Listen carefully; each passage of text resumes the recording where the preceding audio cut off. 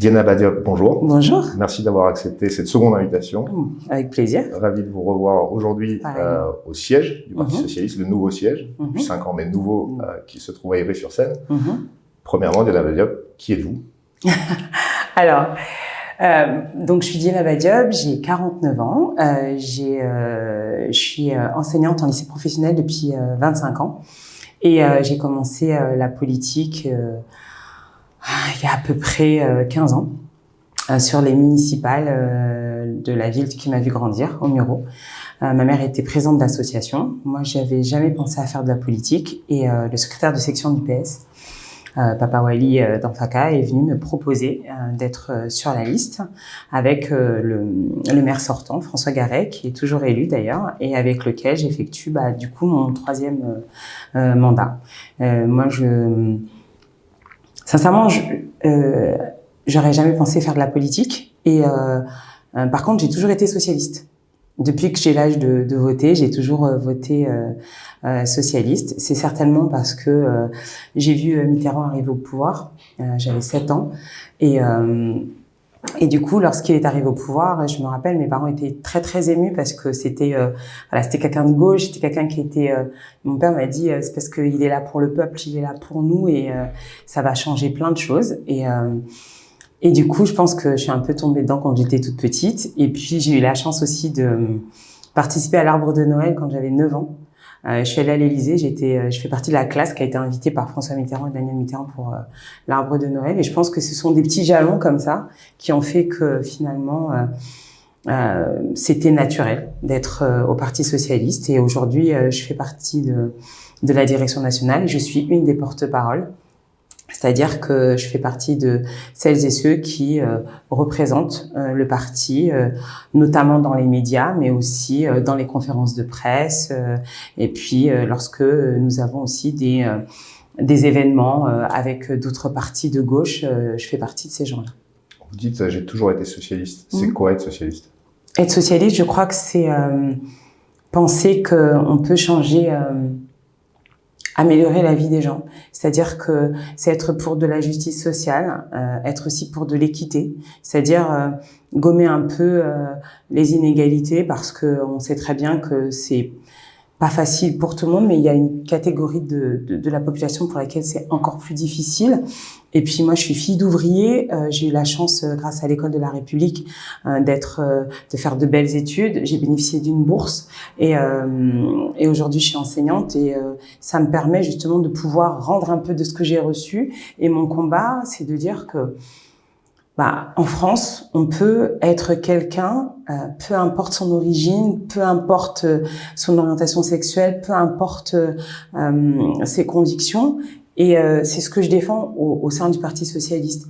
Souvent, on me demande, mais pourquoi dans un parti politique, pourquoi chez les socialistes? Parce qu'en fait, j'ai pas trouvé une autre formation politique qui me permette de défendre ces valeurs de manière aussi forte, c'est-à-dire celle de la redistribution, celle du partage, de la solidarité aussi républicaine, celle de l'école républicaine. Je crois que les derniers débats nous montrent aussi que c'est la gauche qui porte ça, et puis celle aussi de l'insertion, celle de dire que quand on est un jeune, qu'on soit d'un milieu rural ou qu'on soit d'une cité, on a le droit d'avoir la capacité de s'épanouir, de trouver sa place dans la République et dans notre pays. Et je crois que c'est ça qui me pousse à être dans cette formation politique. Du fait des derniers résultats électoraux, vous qui êtes fille d'ouvrier, vous parlez de la classe ouvrière, est-ce que vous n'avez pas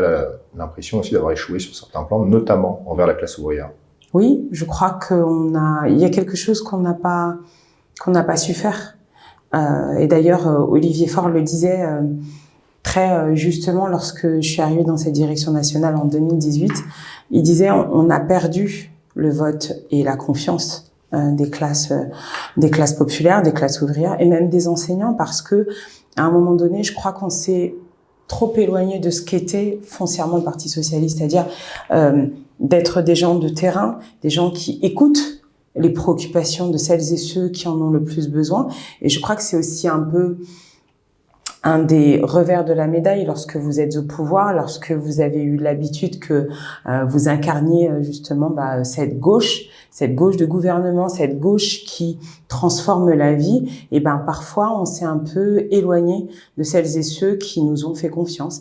Et je crois que tout le travail que nous avons entamé et que nous avons fait autour d'Olivier Faure, mais aussi de toute cette nouvelle génération qui est incarnée par Pierre Jouvet, mais aussi par des maires tels que Karim Bouhamran, Nadège Azaz ou encore Johanna Roland à Nantes, c'était de dire on a peut-être fait quelques erreurs et il est temps aussi peut-être de revenir à l'essentiel. C'est pour ça qu'on a fait cette convention qui s'appelle Retrouvons le peuple, qui est pilotée par Philippe Brun et Sarah Kerich. Mais aussi, on a travaillé beaucoup sur le droit des femmes. On a fait une très grande convention qui s'appelait Le temps des femmes est venu, où nous avons formulé un certain nombre de propositions. Et je crois que c'est ça. C'est que on doit être en capacité de dire tout comme on l'a fait dans les années 80 ou encore dans les années 2000, le Parti socialiste, il est encore capable de transformer votre quotidien et de changer votre vie. Et nous, on a des propositions, on a des mesures qu'on applique aussi, par exemple, dans les régions ou encore les départements qu'on administre. Stéphane Troussel est un excellent président du département de la Seine-Saint-Denis, un département où on sait que les difficultés sont majeures, mais on apporte des solutions pour être là pour les familles et pour nos jeunes.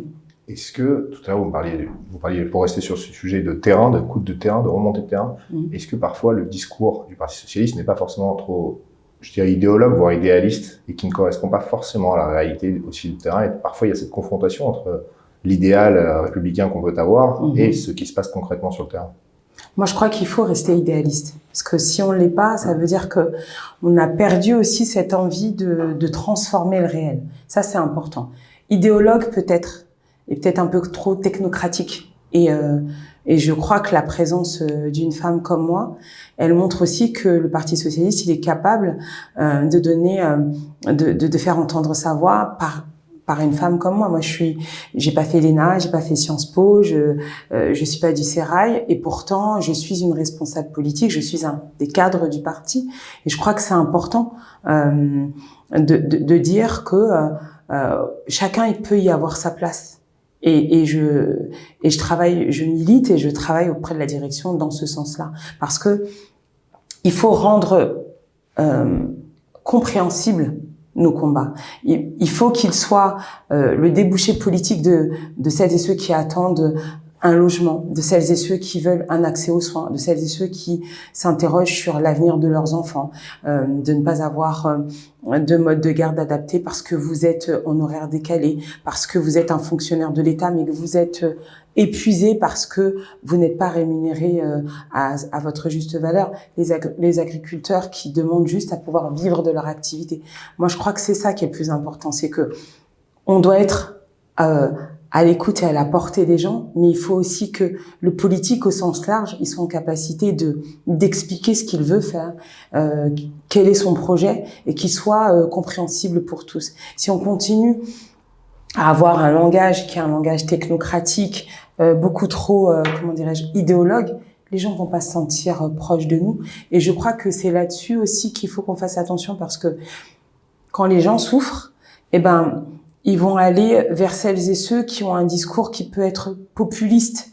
Et donc, du coup, c'est pour ça que les extrêmes, notamment l'extrême droite, prospèrent, parce que ils vont chercher dans les peurs et dans les inquiétudes des Françaises et des Français et de nos concitoyens. Et je crois que c'est aussi notre devoir que d'être en capacité de leur dire « Attention, ça, c'est pas une solution.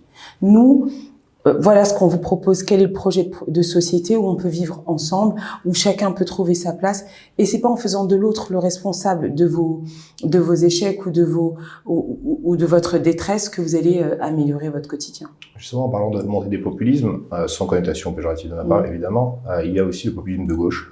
Et il y avait cette fameuse alliance de la NUPES. On est en 2024. Qu'en est-il de cette alliance et les fruits de cette alliance, finalement, avec du recul pour vous? Est-ce que vous pensez qu'elle était réellement profitable ou c'est l'inverse? Moi, je crois que c'est toujours profitable lorsque la gauche est capable de se parler. Moi, je suis viscéralement contre cette thèse des gauches irréconciliables. Pour moi, ça n'existe pas. Parce que quand vous êtes de gauche, ça veut dire que vous voulez que les gens vivent mieux, que les gens profitent ensemble et qu'il n'y ait pas un creusement des inégalités sociales et qu'il n'y ait pas ni de séparatisme, ni scolaire, ni social, ni sanitaire. Moi, je crois que ce qu'il faut entendre aussi, c'est que le peuple de gauche, il avait besoin de cette alliance parce qu'il ne comprenait pas qu'on ne soit pas en capacité de se parler. À chaque fois qu'il a fallu le faire, le Parti socialiste, dans les années 80 et autour de François Mitterrand puis de François Hollande, on a toujours fait l'alliance, l'union de la gauche. Aujourd'hui, ce qui est différent, c'est que vous êtes dans un temps où on a besoin de radicalité, où les gens ont l'impression que si vous n'êtes pas dans la radicalité, vous n'existez pas et on n'entend pas votre discours. Donc moi, je ne regrette absolument pas la NUPES, on en avait besoin.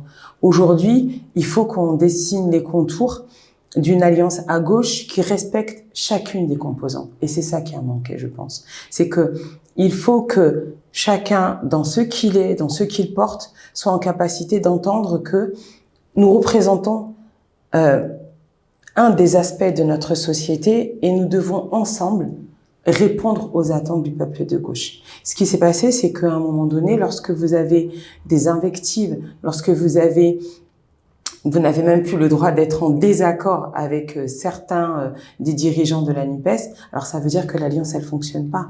L'alliance, pour qu'elle fonctionne, il faut qu'elle soit respectueuse. Il faut qu'elle soit démocratique. Il faut que chacun soit en capacité de porter sa voix. Oui, il y a eu des résultats que nous avons acceptés de la présidentielle où effectivement, ça ne nous plaçait pas au centre du jeu. Mais je crois que ça ne voulait pas dire non plus que nous n'avions pas le droit d'exprimer un certain nombre d'idées ou de désaccords. Et c'est ce que nous avons fait parce qu'on doit, dans une alliance, on doit rester fidèle à ce qu'on est.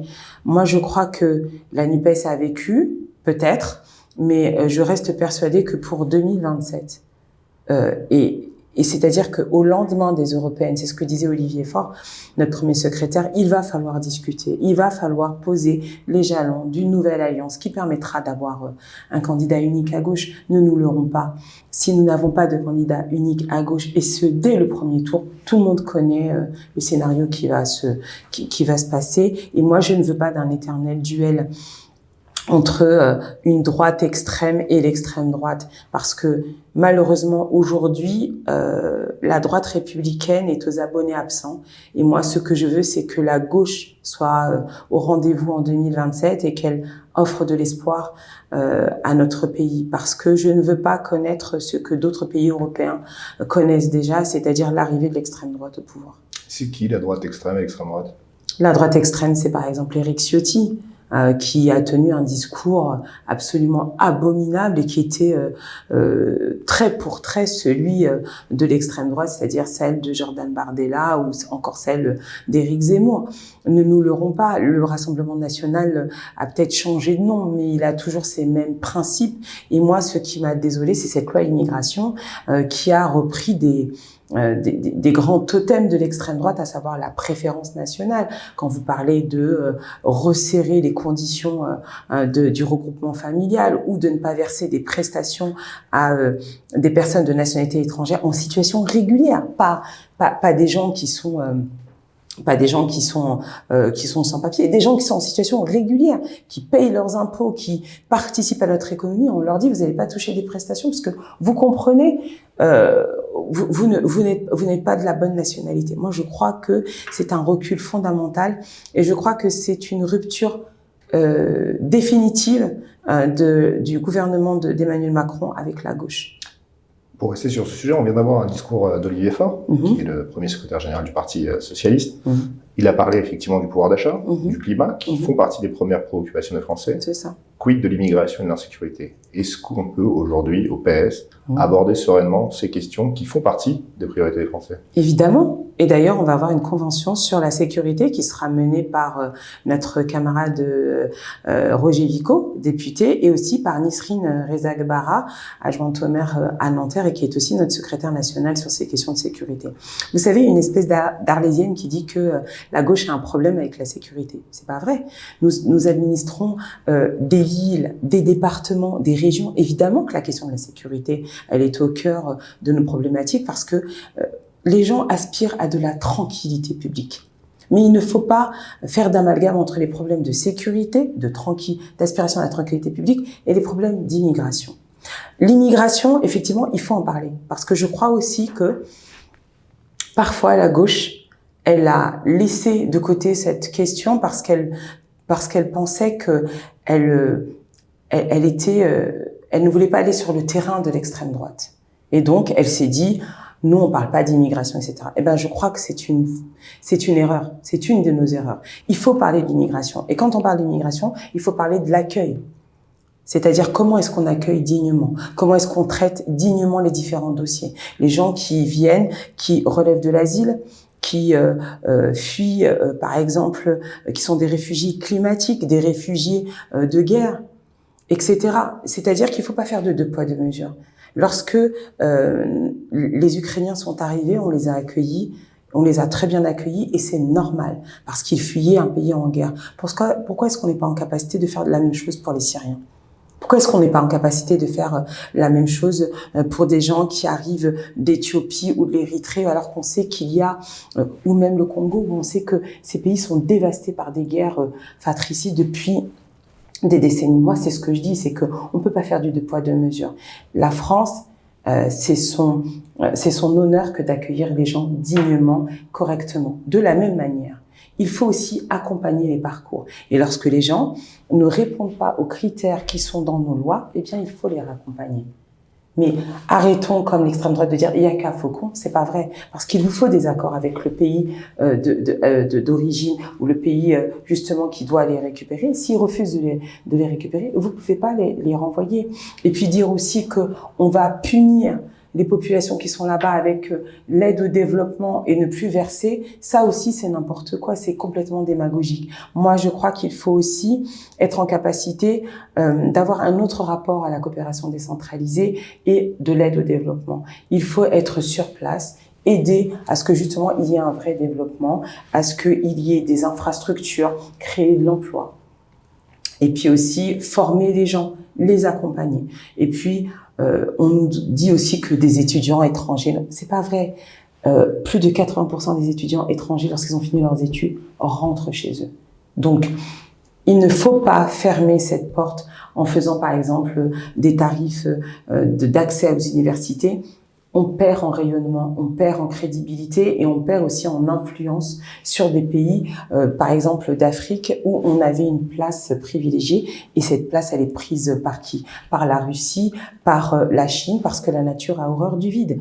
Et on a besoin de collaborer avec l'Afrique, on a besoin aussi de travailler avec celles et ceux qui portent aussi des technologies, une vision du monde qui est si compatible avec la nôtre. Donc, je crois que toutes ces propositions, on le fera lors de cette convention justement de la sécurité. Et moi, je salue le travail qui a été fait par nos parlementaires sur la loi immigration, que ce soit Boris Vallaud, que ce soit Corinne Narassiguin, que ce soit Marie-Pierre de la Gontrie, nos sénateurs, ou encore au sein de l'hémicycle, Olivier Faure, encore Jérôme Guedj, nous avons fait des propositions sur la loi immigration, des propositions sur l'accueil et sur justement l'accompagnement. Je vous parlais tout à l'heure d'idéologie et d'idéalisme. Durant longtemps, le lien entre insécurité et immigration n'était pas fait par les partis républicains. Par les partis républicains, j'entends par le Parti socialiste et par les républicains. Aujourd'hui, Gérald Darmanin, ancien membre des Républicains et membre de la République En Marche, qui est considéré comme un parti centriste, n'a plus de difficulté à faire ce lien. Et de nombreux membres de la majorité ne font plus de distinction entre les problèmes d'insécurité causés par l'immigration. Est-ce que c'est la même chose au PS ? Est-ce que vous acceptez désormais, comme tous les autres partis, qu'il y ait un lien entre immigration et insécurité ? Je crois qu'il faut pas occulter le fait que oui, vous avez des personnes en situation irrégulière qui posent des problèmes d'insécurité. Ça, c'est vrai. On peut pas le nier. Mais il ne faut pas dire que tous les problèmes d'insécurité sont liés à l'immigration. Parce que c'est faux. Parce que vous avez énormément de problèmes liés à l'insécurité qui sont le fait de Françaises et de Français, de gens qui sont de notre pays et qui créent des problèmes. Donc, moi, je crois que c'est ça, c'est qu'il ne faut pas faire de l'immigration l'alpha et l'oméga et le seul bouc émissaire des problèmes qu'on peut rencontrer de sécurité. Oui, il y a un aspect. Par exemple, on parle souvent des mineurs non accompagnés.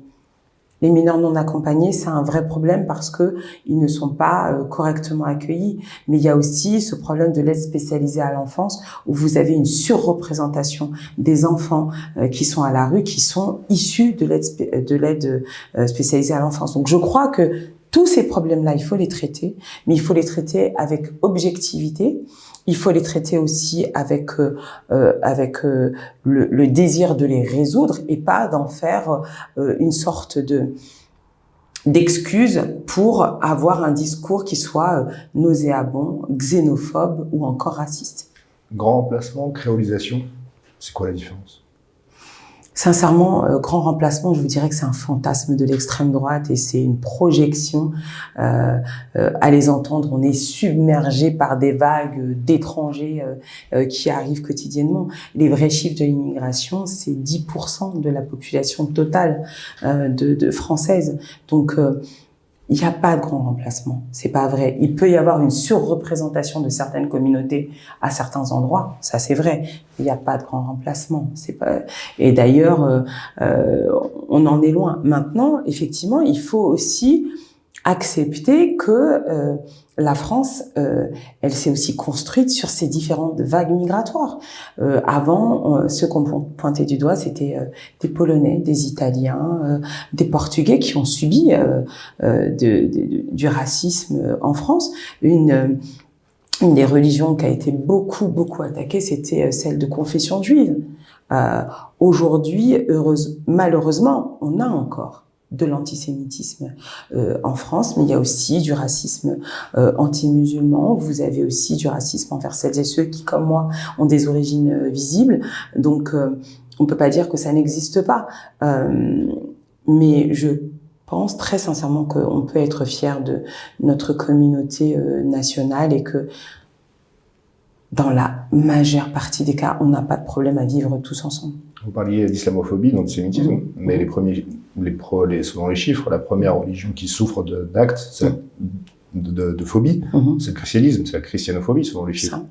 Dans un pays historiquement chrétien. Tout à fait. Et moi, je suis toujours très étonnée d'ailleurs de ces chiffres parce que je ne comprends pas qu'on puisse attaquer quelqu'un à cause de sa religion, quelle qu'elle soit d'ailleurs. Donc, c'est pour ça que je le dis souvent, il ne faut pas non plus avoir des faits grossissants qui soient à l'inverse de ce qui se passe réellement. Notre République, elle est laïque. Et elle est laïque aussi. Pourquoi? Parce qu'elle doit protéger chacune et chacun dans ce qu'il est, dans sa faculté, dans le choix de croire ou de ne pas croire. Et moi, je suis...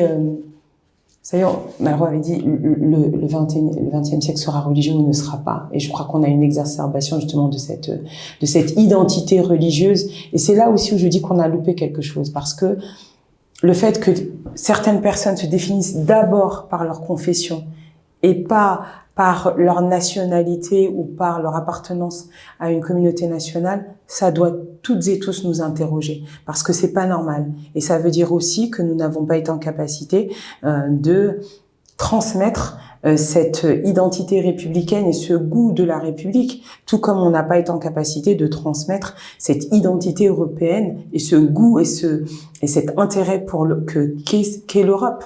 Donc, il faut aussi qu'on y travaille.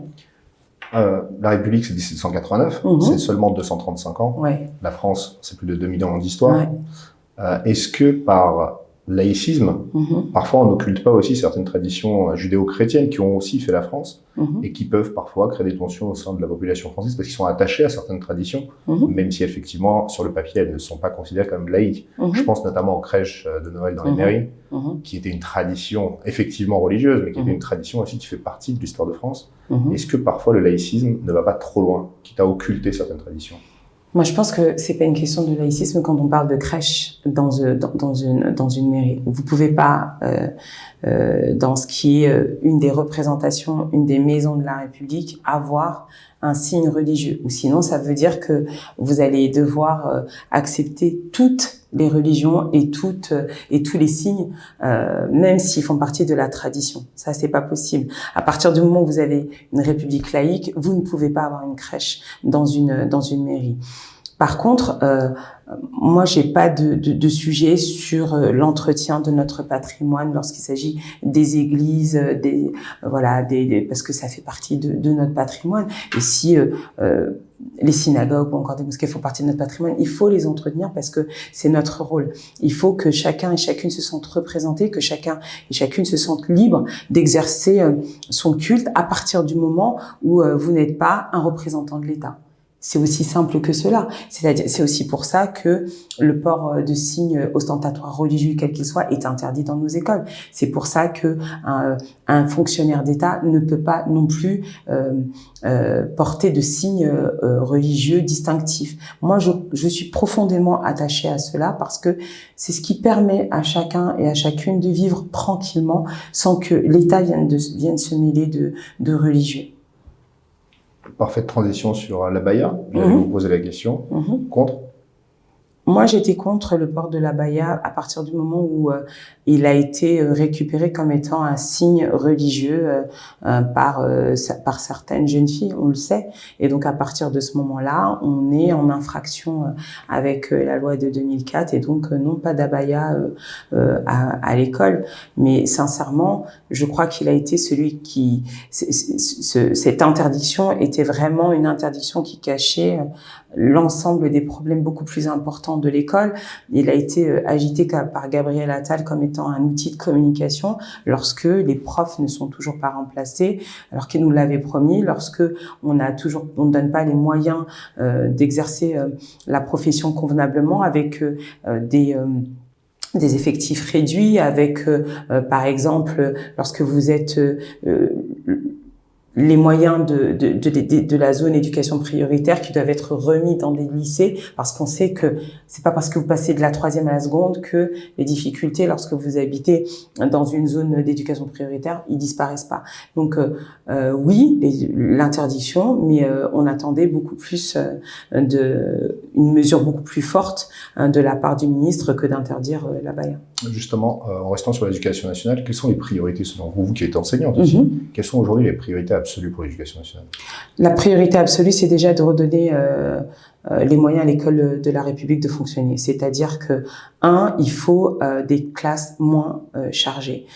Pour avoir des classes moins chargées, il faut plus de profs. Et pour avoir plus de profs, il faut un salaire qui soit beaucoup plus attractif.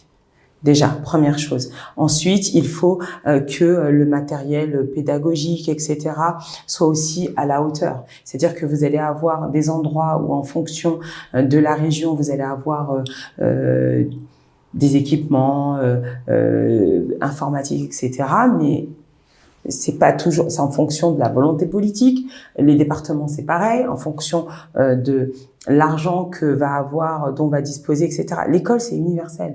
Donc, tout le monde doit avoir les moyens d'aller à l'école et d'apprendre correctement. Quand je vois l'argent qu'on met dans les uniformes, alors qu'on pourrait le mettre dans du matériel, dans des formations, par exemple, ça fait partie des propositions que j'ai faites d'ailleurs dans le cadre des européennes, c'était de dire, au lieu de mettre de l'argent dans des uniformes, mais donnez de l'argent ou mettez un budget participatif européen où vous dites à des jeunes, construis-moi un projet. Dans ton projet, je veux que tu puisses, tu as l'obligation d'aller dans un autre pays européen pour le découvrir et de rencontrer des jeunes de ton âge. Et nous, on va le financer. Donc, je crois que la priorité, c'est ça, c'est de permettre de faire de la pédagogie, c'est permettre aussi d'avoir des cours d'enseignement civique et moral pour travailler justement cette identité républicaine, cette identité européenne, au lieu de faire de la communication et de nous dire que finalement, comme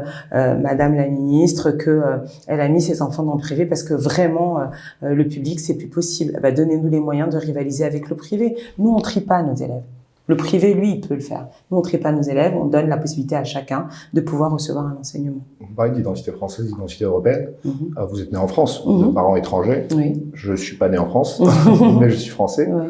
À quoi est-ce qu'on a adhéré en fait? C'est quoi cette identité à laquelle tous les deux, selon le parcours, on a adhéré? Moi, je crois qu'on a adhéré à cette idée déjà de liberté. C'est-à-dire que moi, je crois que c'est une des choses que je chéris le plus dans notre pays, c'est d'avoir cette liberté de choisir, cette liberté de pouvoir s'exprimer, cette liberté de pouvoir être qui vous êtes sans être inquiété. Et puis, je crois que c'est aussi on parlait d'égalité, mais je crois que c'est plutôt de l'équité. Moi, c'est à cette quand vous êtes comme moi une enfant d'ouvrier et que vous pouvez bénéficier d'une bourse pour que vous puissiez continuer vos études, pour moi c'est ça l'équité. Parce que sans ça, j'aurais certainement pas continué mes études à l'université, j'aurais pas fait un DEA, etc. Parce que mes parents n'en avaient pas les moyens. J'étais l'aînée d'une fratrie de 4 et mon père travaillait à l'usine chez Renault, ma mère ne travaillait pas.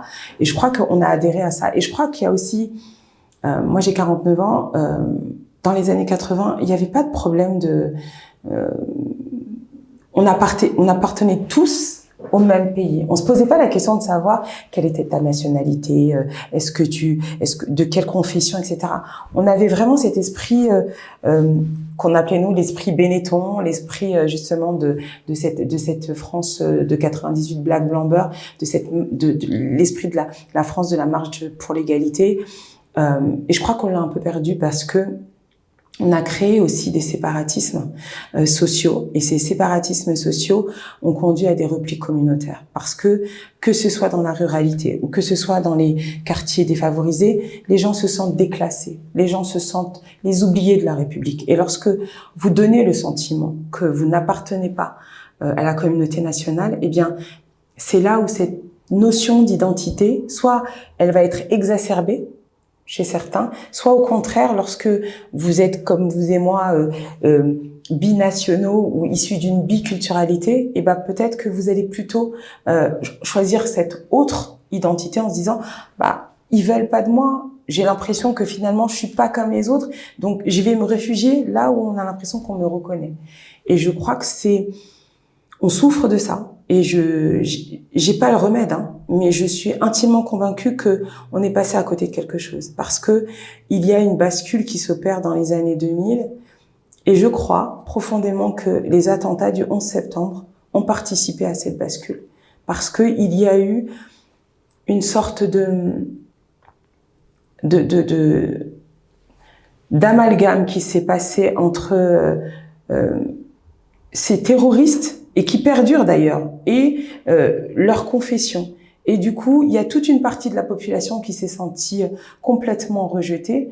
Et de la même manière, dans les milieux ruraux, ils ont quasiment plus de services publics.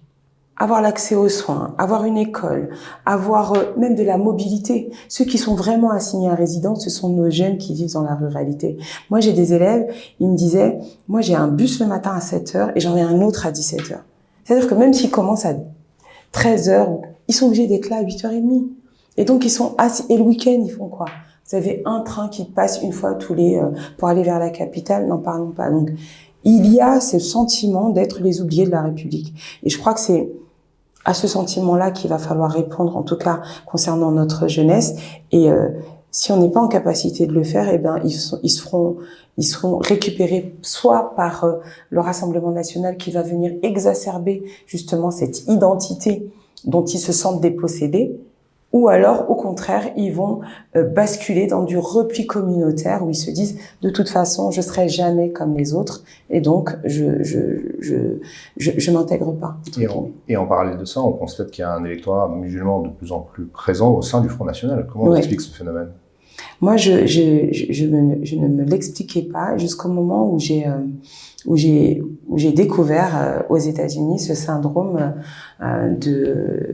de fermer la porte lorsque vous êtes un migrant. C'est-à-dire que vous ne voulez pas voir celles et ceux qui arrivent parce que ça vous rappelle trop ce que vous avez été, c'est-à-dire cette précarisation, cette stigmatisation, le chemin qu'il y a à parcourir avant d'être intégré entre guillemets.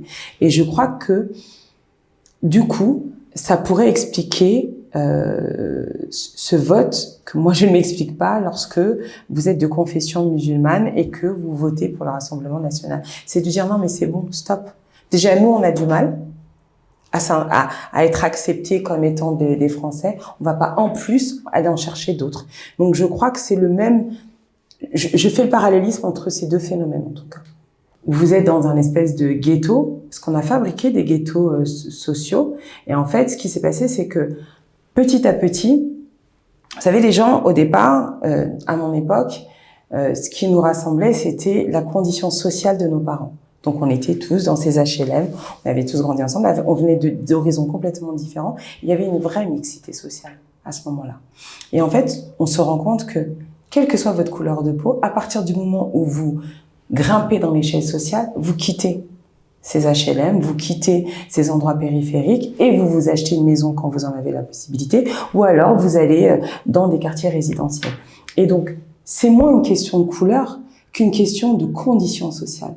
Parce que de la même manière, vous allez avoir les personnes qui sont racisées, mais qui sont d'un milieu aisés, etc., ils vont pas se mélanger, hein. Ils vont rester entre eux, et c'est pour ça que je disais que le repli communautaire, il se fait aussi par la condition sociale. Et depuis qu'on a reculé sur la mixité sociale au sein de nos villes, de nos quartiers, mais aussi au sein de nos écoles, on a l'exacerbation justement d'une identité qui se décale et qui donne le sentiment qu'on n'est pas les mêmes que les autres.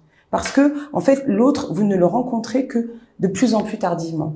Avant, vous le rencontriez à la maternelle ou même dans le quartier parce qu'il y avait des gens différents.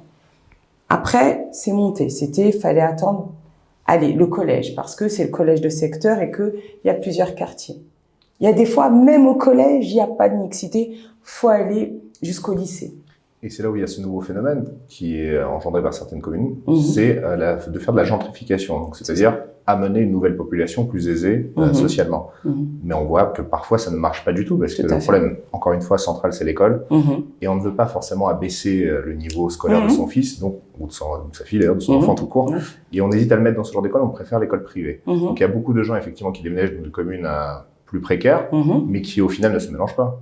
Ils se mélangent pas parce que vous allez avoir des stratégies d'évitement ou de contournement, comme l'a fait d'ailleurs notre ministre de l'Éducation nationale. Hein, c'est ce qu'elle a fait. Elle a contourné Parcoursup pour pouvoir continuer d'être dans l'entre-soi social. Mais moi, je vous dirais que c'est une question de volonté politique. Je vous citerai l'exemple de mon camarade et ami Sébastien Vincini, président du département de Haute-Garonne, qui lui, ce qu'il a fait, c'est que par exemple à Toulouse, ce qu'il a fait, c'est qu'il a fermé les 2 collèges qui étaient dans les quartiers les plus difficiles où il n'y avait pas de mixité. Et ce qu'il a fait, c'est qu'il a mis en place des transports, etc., pour que les élèves aillent dans les quartiers dits les plus favorisés. Alors au début, ça a été l'enfer, parce que les parents ont hurlé, etc.